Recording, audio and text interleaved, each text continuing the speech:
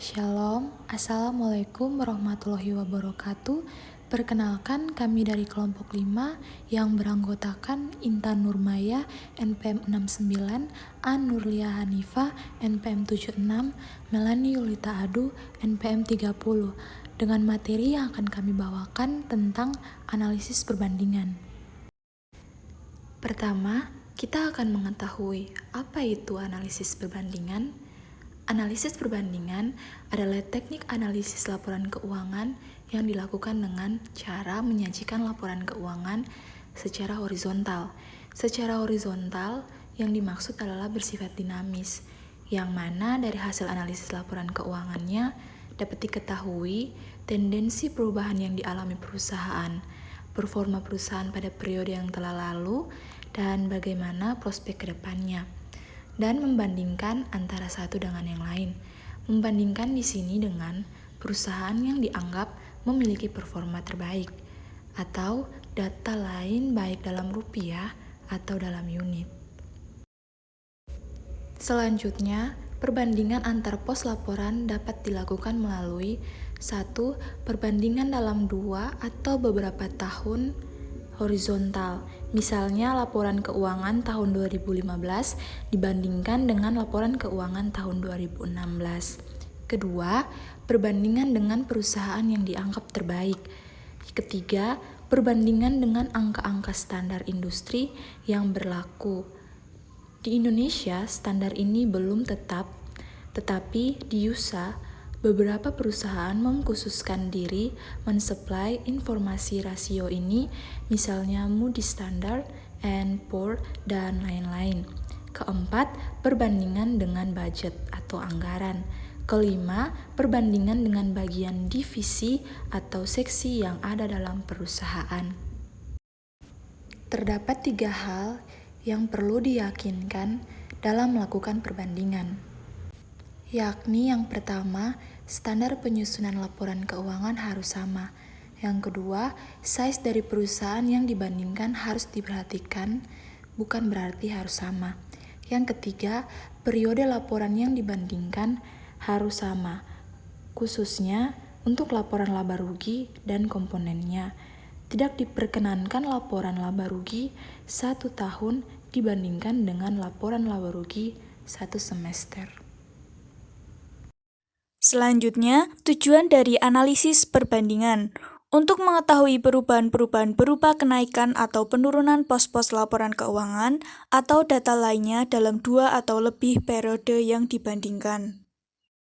Adapun manfaat dari analisis perbandingan. Yang pertama, hasil analisis perbandingan bisa menjadi bahan pertimbangan ketika investor akan menginvestasikan dananya di suatu perusahaan.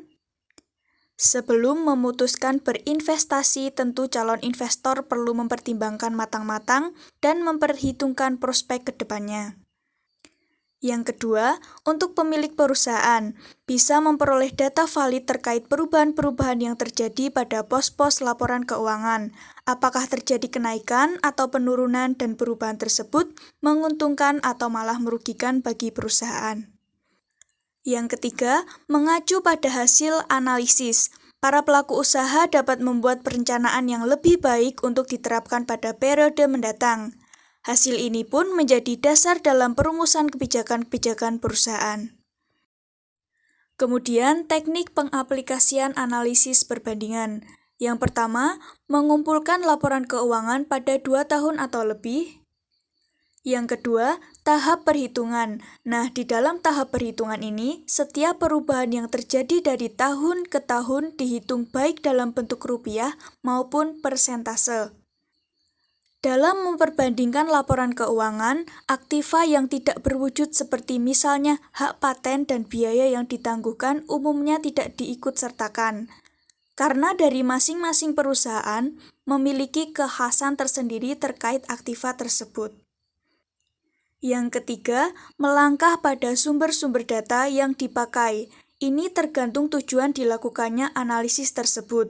Sumber data bisa berasal dari laporan keuangan pada satu perusahaan dalam beberapa periode, bisa juga laporan keuangan dari beberapa perusahaan di satu periode yang sama. Yang keempat, dalam melakukan perbandingan kita harus memiliki standar pembanding. Pastikan laporan keuangan yang dibandingkan menggunakan standar penyusunan yang sama.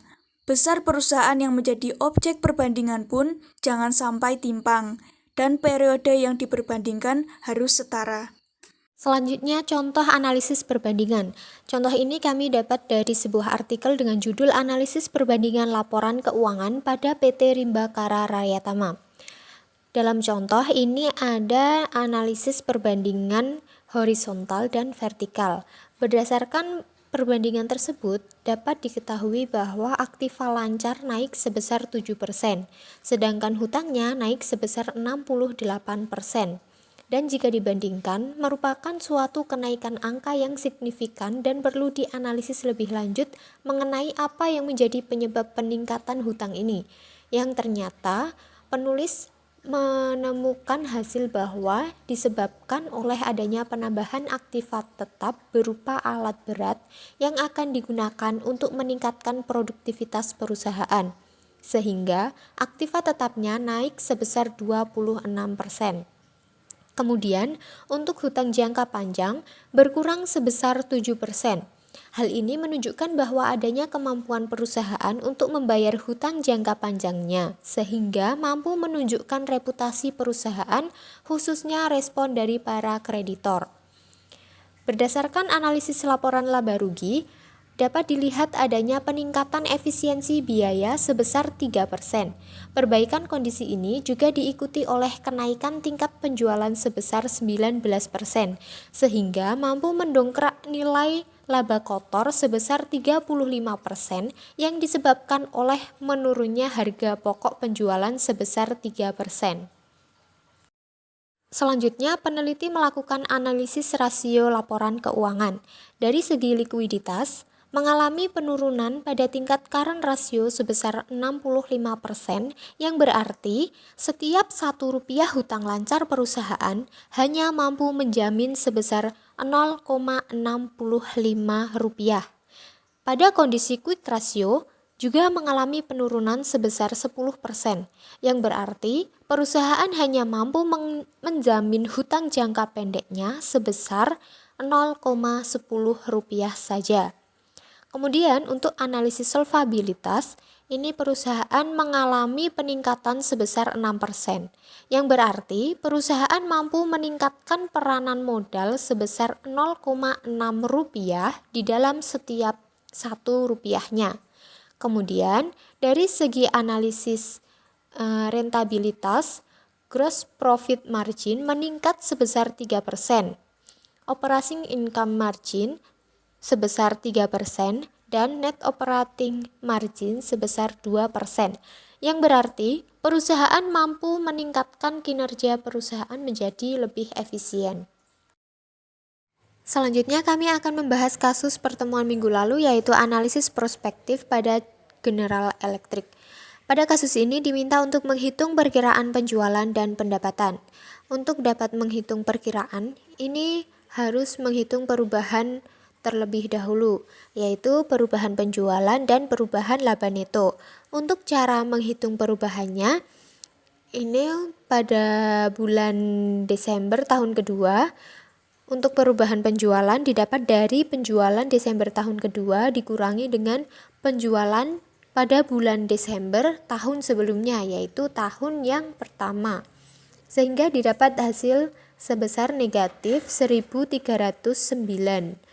Kemudian untuk perubahan laba neto pada bulan Desember ini didapat dari laba neto Desember tahun kedua dikurangi dengan laba neto Desember tahun sebelumnya, yaitu Desember tahun yang pertama.